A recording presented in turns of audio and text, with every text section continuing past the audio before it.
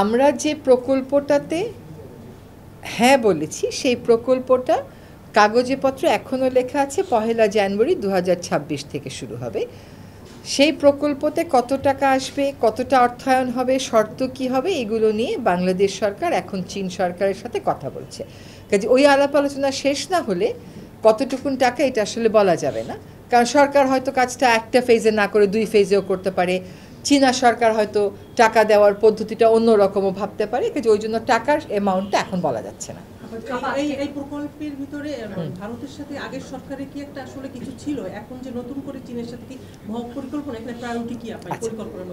যেটা আমি এসে পেয়েছি সেটা হচ্ছে চীনের সাথেই সরকারের একটা এমওইউ ছিল। আগের সরকারের চীনের সাথেই বাংলাদেশের সকল নদ নদী বিষয়ে একটা মাস্টার প্ল্যান করার চুক্তি ছিল, এবং সেখানেরই একটা অনুষঙ্গ ছিল তিস্তার উপরে একটা মাস্টার প্ল্যান।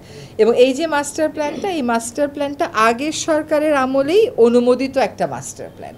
এই সরকার এসে শুধুমাত্র ওই মাস্টার প্ল্যানের ভিত্তিতে যে প্রকল্পটা, সেই প্রকল্পটা তিস্তা পাড়ের মানুষের মতামত প্রতিফলন ঘটায় কিনা, পরিবেশ নিয়ে যারা কাজ করেন তাদের মতামতের প্রতিফলন ঘটায় কিনা সেটা দেখেছি।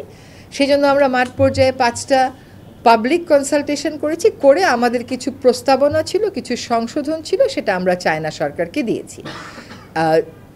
চায়না সরকার এখন ওই যে আমাদের সাজেশনগুলো এগুলো বিবেচনা করছে, বা মোটামুটিভাবে 3টা দাগে আমরা এক হয়েছি যে এই প্রকল্পের উদ্দেশ্য হবে নদী ভাঙন রোধ করা, কমিয়ে আনা। এই প্রকল্পের উদ্দেশ্য হবে বন্যার প্রকোপের থেকে মানুষকে সুরক্ষা দেওয়া। এই প্রকল্পের আরেকটা উদ্দেশ্য হবে সেচের সময় যখন আমাদের পানির প্রয়োজন হয় শুষ্ক মৌসুমে, সে সময় যেন নদীটা যথেষ্ট পরিমাণ পানি ধরে রাখতে পারে সেটার ব্যবস্থা করা। আমি এসে ফাইলে ভারত সরকারের সাথে কেবলমাত্র একটা রাজনৈতিক কথা যে ভারত এটা এসে দেখতে পারে এরকম কথা ছাড়া আর কোনো কথা পাইনি, বরং পরিকল্পনাটা, সেটা চুক্তিটা সবকটাই আগের সরকারের সময় চায়না সরকারের সাথেই হয়েছিল।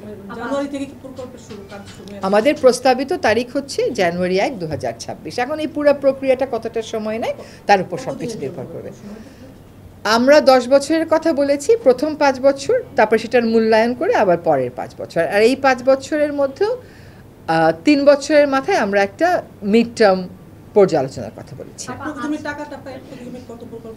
এটা এখন কিছু বলা যাবে না, টাকা পয়সা নেগোসিয়েশন না হওয়া পর্যন্ত এটা বলা যাবে না।